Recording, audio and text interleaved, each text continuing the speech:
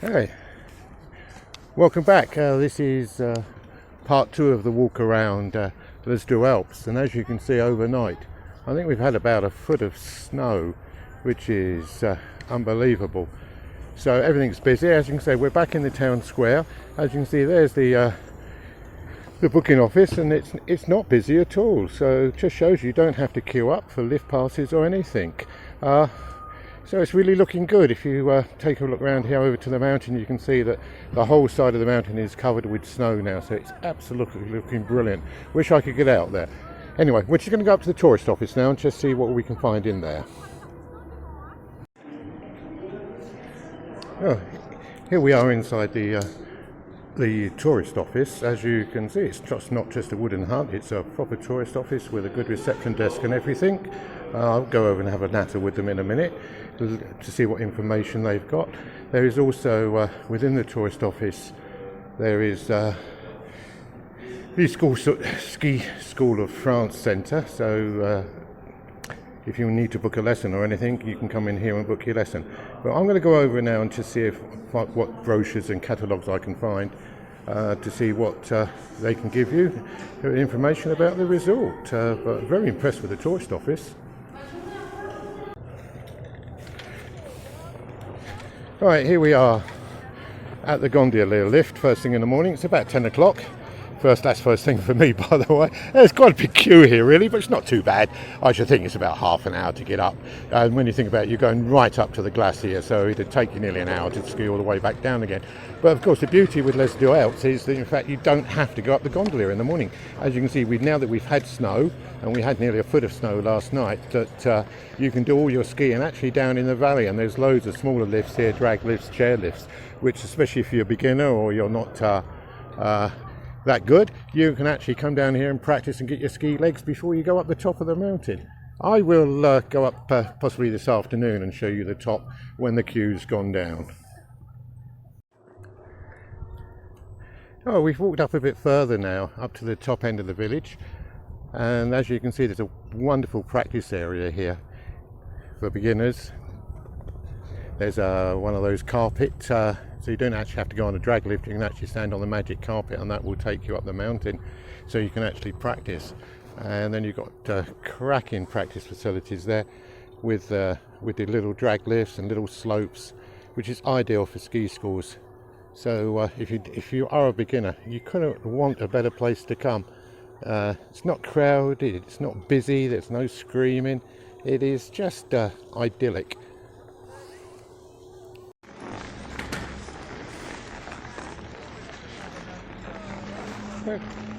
Right, for you beginners who've never been skiing before and you're petrified of ski lifts and being chair lifts and everything, now that they've brought in these magic carpets, all you have to do is just toddle along like a little duck on your skis, and even if you're, look at this, about 2 years old, and you just walk along there and you stand on the carpet, and the carpet will actually take you up so you can come back down again. So none of this trying to get on a T-bar or a pummel lift or anything like that. This takes learning to ski to a new level, and really anybody now can learn to ski with the aid of one of these wonderful magic carpets, which allow you, look, and they're out of the wind as well, so you're in the shade.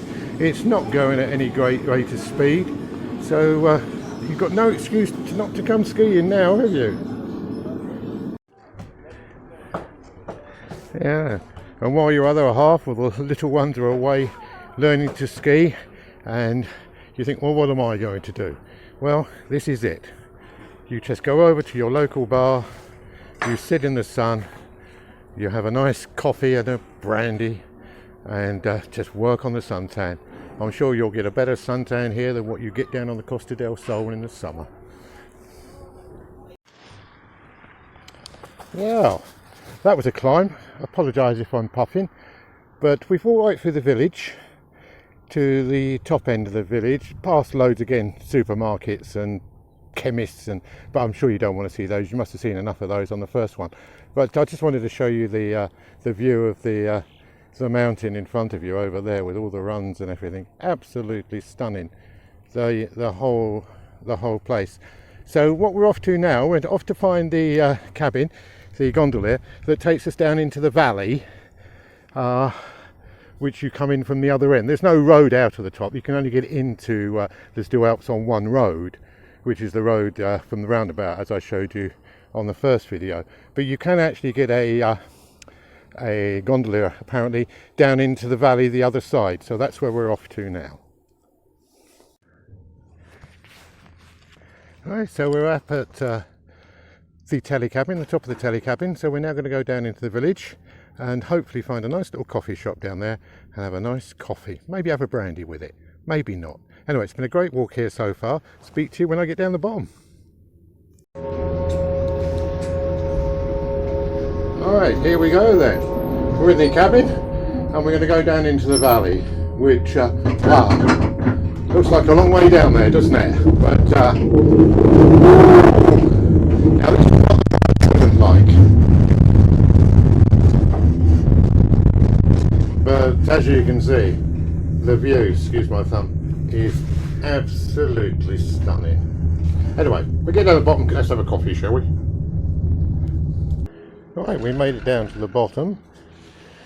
The gondolier went down into the valley and we've walked up into the village now, which is a wonderful little old French village with all little windy streets. There is actually a tour going on at the moment, taking people to the local church and having a good walk around the town. So it's a lovely little place here. I'm sat on a bench in the sun, as you can see, looking down the valley at the snow and the mountains. The only thing I'm going to get good at is get a good suntan, hopefully. So that ends the second part of the second video.